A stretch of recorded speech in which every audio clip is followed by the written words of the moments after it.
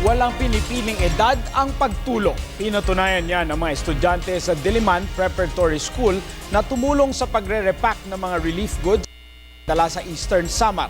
Narito ang ulat ni Joyce Salamati. Isang relief operation ang idinaos ng Diliman Preparatory School para sa mga biktima ng Typhoon Yolanda sa Eastern Samar. Ang mga estudyante ng nasabing paaralan kasama ang kanilang mga magulang ay nakibahagi rin sa nasabing relief operation para sa mga kababayan nating naapektuhan ng bagyo. Ang mga bata ay nagtulong-tulong sa pagbabalot ng mga delata, kape at noodles na ayon sa kanila ay munti nilang kontribusyon bilang pagdamay sa mga nasalanta.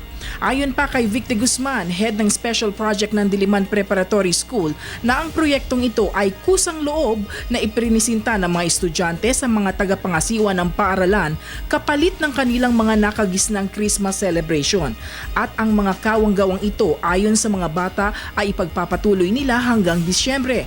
Bukas din ang Diliman Preparatory School na tumanggap ng tulong sa sinumang nais magbigay ng donasyon. This is our own little way of helping out our brothers and sisters in Central Visayas. Nalulungkot kami na nangyari sa kanila to at ito'y maliit lamang na bahagi na pwede namin maibigay at maitulong sa kanila upang maiayos kahit papano ang kanilang kalagayan.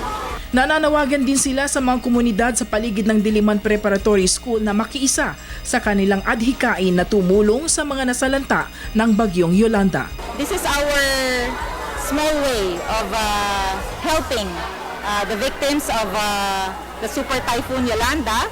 This is actually a collective effort initiated, of course, by the school administration, and parents were encouraged to participate by bringing specific goods to share to the victims. And of course, as you can see, some of our children are here helping repack the goods that we brought here. Para sa Telebisyon ng Bayan, Joyce Salamatin, nag-uulat.